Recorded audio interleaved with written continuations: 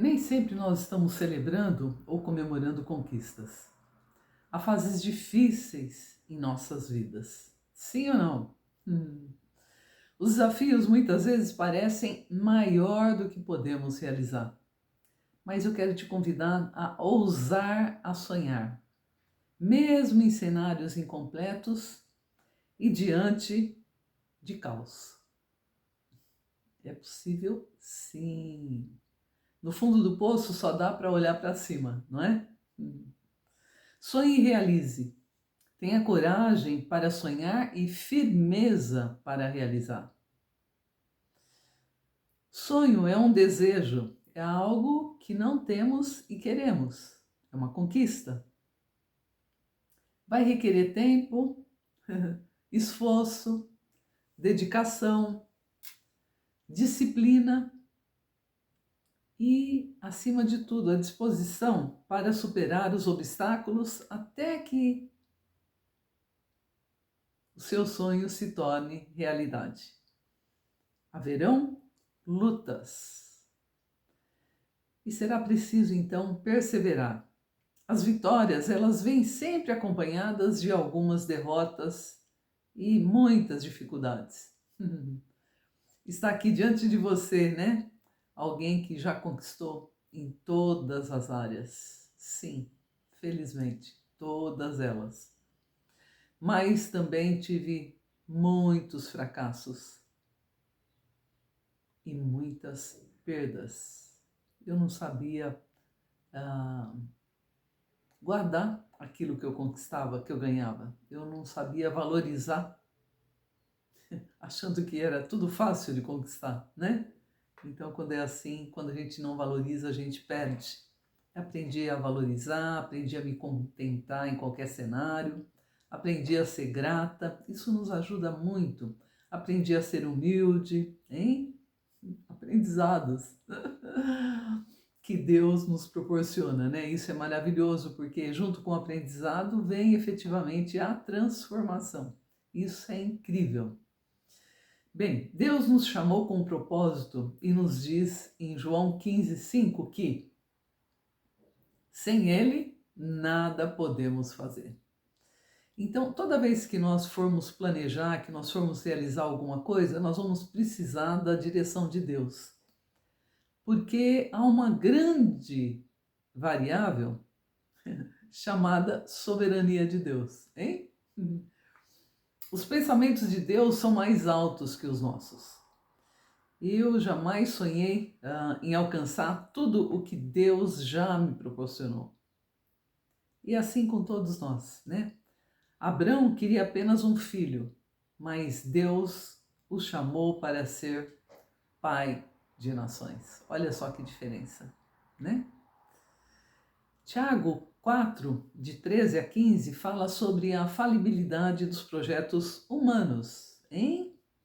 Você aí que é muito independente, que faz as coisas da tua cabeça, aí tem que assumir os riscos, né? Deus não entra junto contigo quando a decisão é tua, quando o projeto é teu, quando a direção é tua, hein? Nós precisamos ter dependência de Deus para sermos homens e mulheres bem-sucedidos. Sonhos que eu tive lá atrás, antes de conhecer o Senhor, eu realizei depois.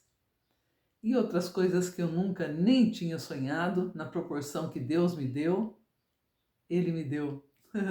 E foi muito incrível, foi muito lindo, foi muito prazeroso, né?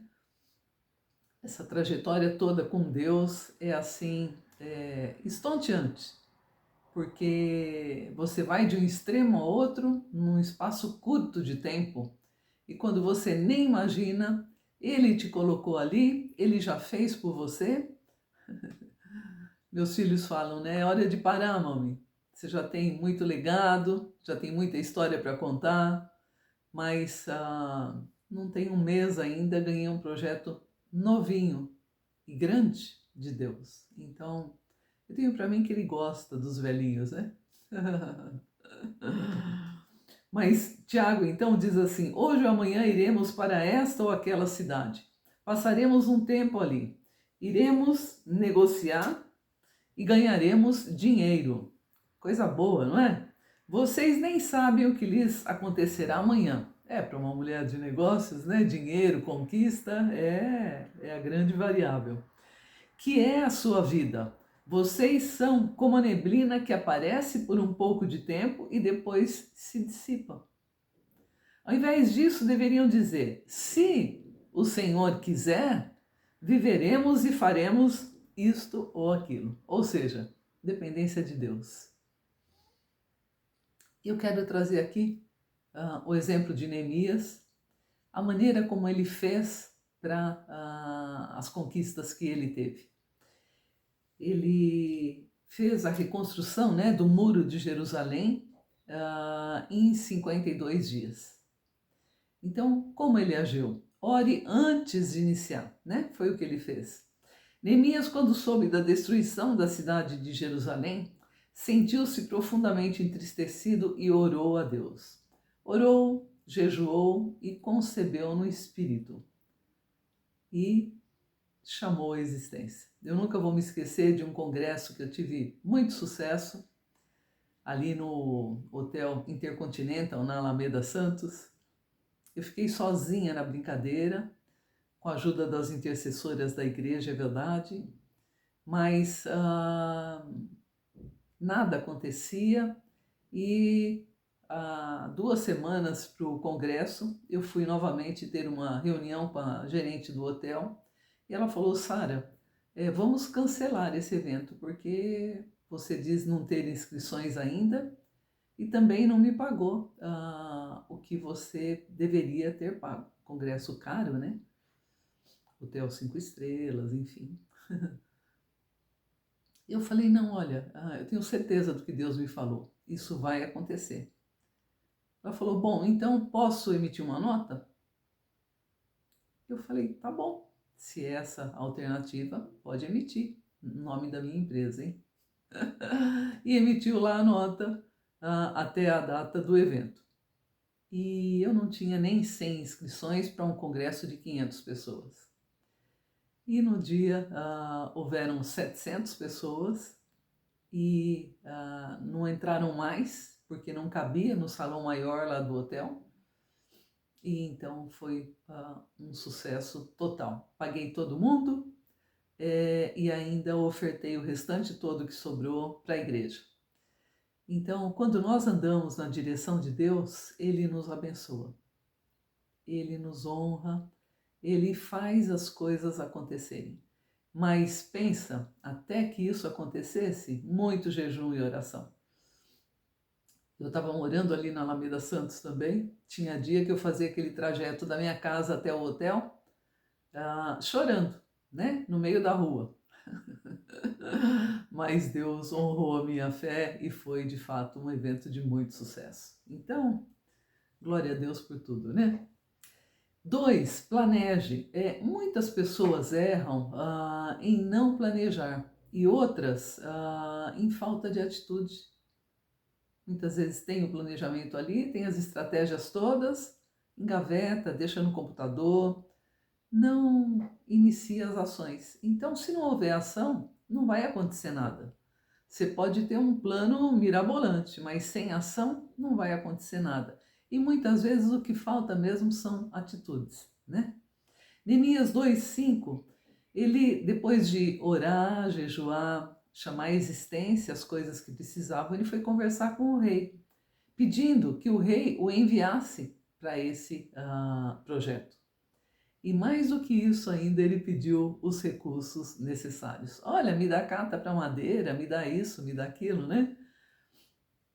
Provérbios 21:5 diz: os planos diligentes tendem à abundância, mas a pressa excessiva, à pobreza. A minha principal expertise é planejamento estratégico, né? E que diferença faz numa empresa, numa conquista?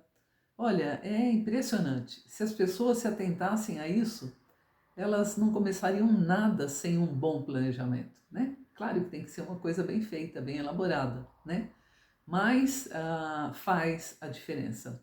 Lucas 14:28 diz: qual de vocês, se quiser construir uma torre, melhor pôr o óculos, né? Qual de vocês, se quiser construir uma torre, primeiro não se assenta e calcula o preço para ver se tem dinheiro suficiente para completá-la.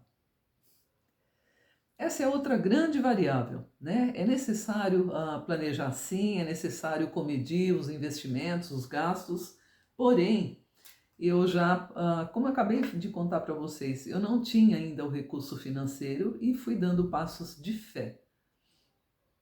Então aí depende da sua fé. Uns têm uma fé maior, outras menor, outras nem fé têm, né? Então, já dei muitas vezes passo no escuro. Eu comprei alguns apartamentos. Dois deles, eu não tinha ainda, quando eu disse que compraria, eu não tinha a entrada. E Deus proveu assim 5 minutos, 10 minutos antes do fechamento do negócio.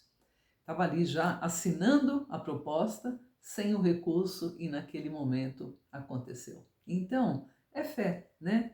Você pode conquistar sem recurso, pela fé, e com recurso já disponível. Depende aí de você, de como você é, de como você anda com Deus, do quanto você crê ou não, né? A bem da verdade. 3. Estabeleça metas claras.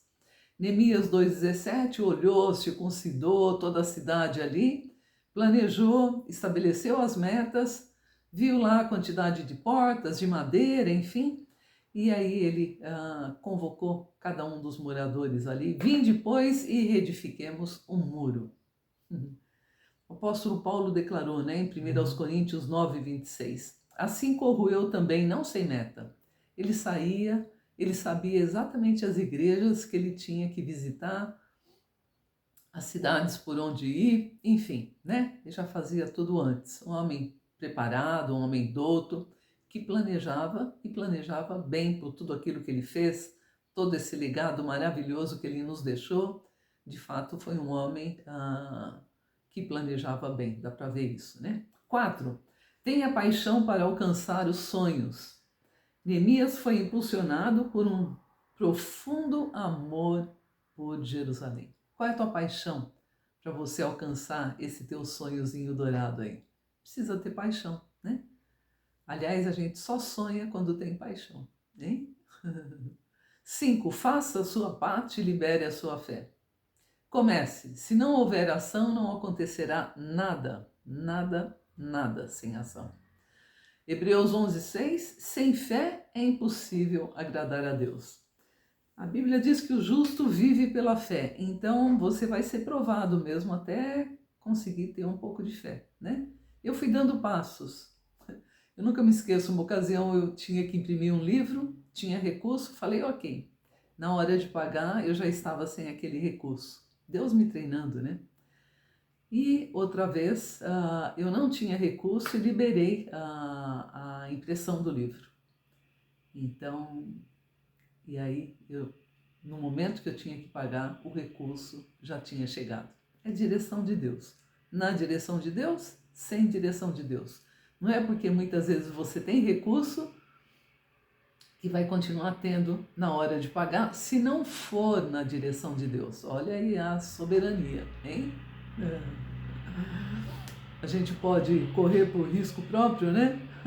Ou andar na direção de Deus. É mais confortável na direção de Deus, que com dinheiro ou sem dinheiro, o que Ele quer fazer, você faz, como um instrumento dele. 6. Confie em Deus. Se mantiveram focados diante da zombaria e intimidação dos inimigos. Hein? Deixa zombar, estou aqui ocupado, estou aqui fazendo uma grande obra, não vou parar por nada. Neemias 6,15. Acabou-se, pois, o muro em 52 dias. Esteja disposto a lutar, persevere, permaneça nos momentos sombrios, nas noites escuras, onde você não está enxergando saída, solução para aquela coisa. Ore novamente, né? Durante o percurso. Não é que orou e está fazendo tudo, não. Vai continuar orando até a conclusão do projeto, da conquista, seja lá o que for. E o último conselho, então, tenha acabativa. Vá até o fim, hein? Deus te abençoe.